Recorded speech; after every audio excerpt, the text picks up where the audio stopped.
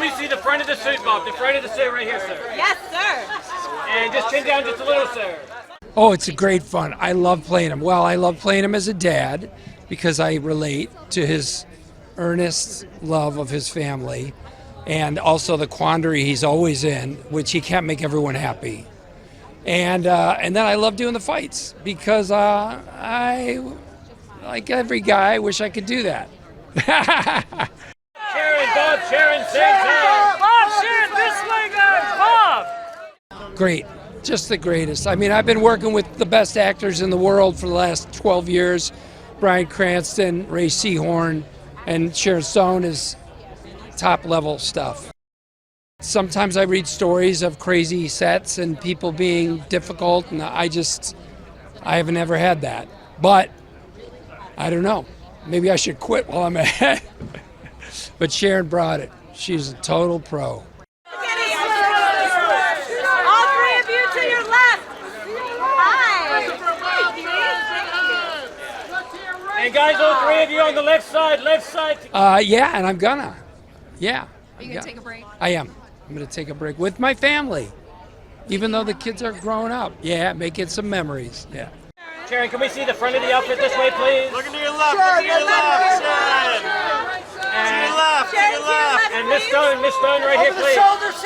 We're at Man's Chinese, and those people over there are standing on my star, my name, which I got because the week that I got my star on Hollywood Boulevard, they widened the street in front of Man's Chinese. It was some kind of crazy good fortune. Sherry Lansing and I got our stars one day after each other right here in front of Man's Chinese. And you always dream that you're going to go to Hollywood and you could be an actress and maybe you'll be a star and you'll go to Hollywood and you'll see those things, but you don't ever imagine you're going to actually have your footprints here. In fact, did you know that my handprints are right here? Right there? Right there. Wow. I did not know. That's super. They widened the street the week that Sherry Lansing and I got our names in front of Man's Chinese. Wisely. Yes, yes. It's amazing. It's insane. Fantastic. It's insanity. It's insane. It's nuts. Okay. And Sharon, one glance on the left side, Sharon.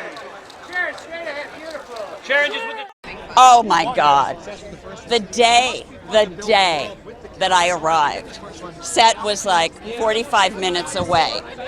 And we're driving out to set, and I say to my driver, who I don't know at this point, can you roll down all the windows? And he says, why? I say, I need to look at the grass in the fields. He goes, sure, why? I'm like, because I need to see the way the wind is coming across the grass. I think we're driving into a tornado. And he goes, really? And I go, yeah, look how the rain is coming down. It's coming down sideways. Rain isn't supposed to come down like that. Let's open the windows. And I look out, and the wind is starting to make that S pattern in the field.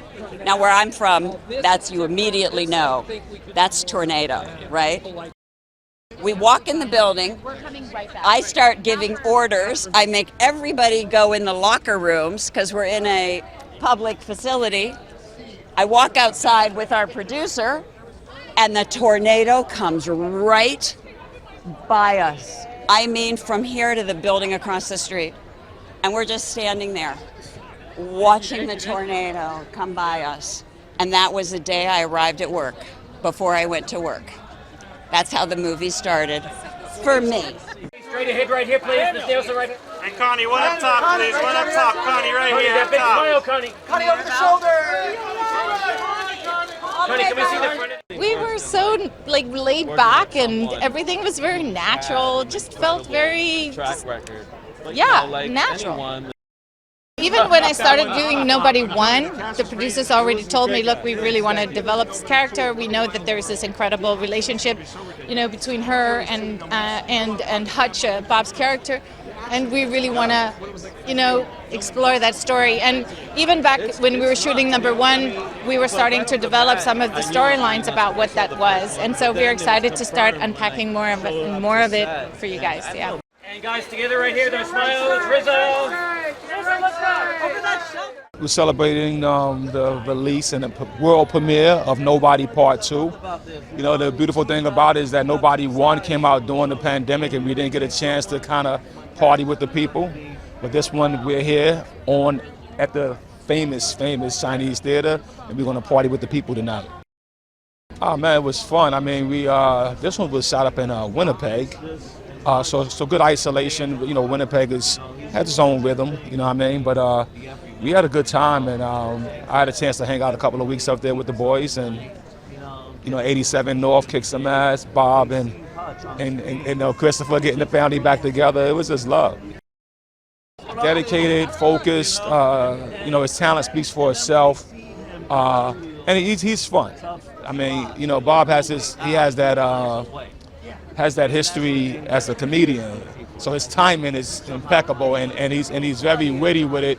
And I love that when we was going through some of the scenes, he was like, hold on, like what if we did it this way? And like, you know what? And we was able to adjust and make it come together. And Colin on the right side here. Colin right here, please. Colin right here, please. And Mr. Hanks right here, sir. I got to admit, I've been doing this a while. I think this might be the first movie premiere that I've had here. I mean, I've been to premieres here, but this place is historic. So yeah, I'm sort of honored to be a very, very small footnote in it. Oh, it was so much fun. I mean, they obviously, had such a blast the first time they decided to do it again. But there's something really fun about, being able to come and join, making a big action movie, because everyone's so excited to be making the movie. There's just this infectious attitude of like, yeah, we can do that. So, yeah, it's pretty great. The action scenes are insane. I mean, just insane. But it's also really funny. It's like really funny. So it's got a little bit of everything. Beautiful. And one more with that smile. John right here, sir. Mr. Ortiz. John left. John left. And then John, one right here for her. It's always a little nerve-wracking being the new kid on the block, especially when they had such a fun, successful ride the first time. But they were so welcoming and so cool, and like I felt kind of at home, And Bob, as an actor, I've always looked up to him.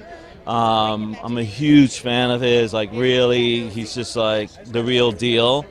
And that was all confirmed when I showed up to have a dinner with him the day before shooting, and he's like, what are you doing tomorrow morning? I'm like, we're shooting. He's like, no, before we start shooting. I'm like, wow, sleeping? And he's like, no, we're going to go to the gym to work out.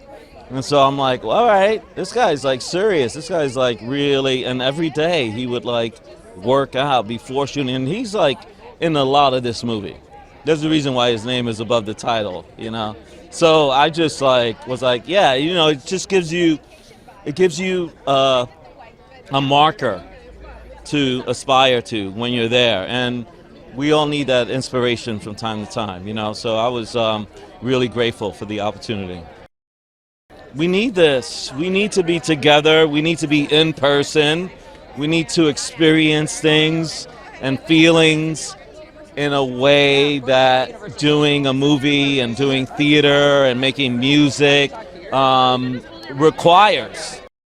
There's nothing like performing and sharing that performance, whether you're watching it or whether you're contributing to it, that provides such a high.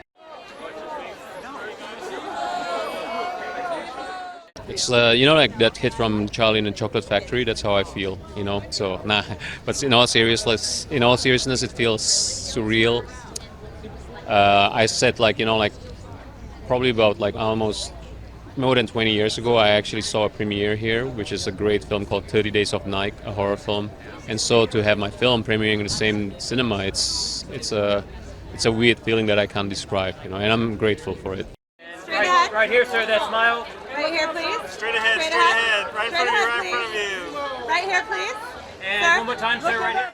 What makes him so cool is his intensity, There's a deep focus in him that is sometimes scary, and also a guy at his age pushing himself to the limit. Like I was like, aren't you done with this, Bob? Like, do you want to have a break now? Let's go one more time. Let's go for it. So I'm always amazed, and he's inspiring me a lot. Together right here, you two. Gorgeous. Thank you. When we were trying to do the first one, no one believed that the guy who was Better Call Saul and all of his other work could do this, but he threw himself into it, and he just embraced the diet, the lifestyle, and it's all him. And that first Nobody, there's only 2 scenes in that whole movie that isn't him, and in this one, the number of stories I have from other stunt guys wondering if Bob could do it, and then looking over and he's just doing countless pull-ups to get ready for the scene. He can do it, man. And he's even now, look at him, he's stayed with it. He wants to keep doing this, and it's not a pride or ego thing. It's just he found a character in a world he loves, and we love him for it. And then a couple smiles looking this way. A few smiles. And just together on the left side here, left side. Sharon, can we do? Right here, work with this guy. Nobody, too, finds Hutch Mansell thinking that he's fixed everything, thinking that he's found that work-life balance, and he decides that he's going to take his family on a much-needed summer vacation. And as they endeavor to go on that vacation, they realize that maybe Hutch hasn't found that balance that he thought he had. Whether it be a joke, whether it be the drama, whether it be the fighting, it's all the same. He brings the gravitas to the role, and it's a special thing to bear witness to. Bob is committed. This movie is a crowd pleaser. This movie knows exactly what it is. It is a fastball down the middle. We want to see Bob kick ass. We want to see Sharon Stone kick ass. We want to see Connie Nielsen kick ass. And we get to see that. And people are going to cheer, and they're going to yell, and they're going to scream. They're going to lose their minds. It's going to be amazing.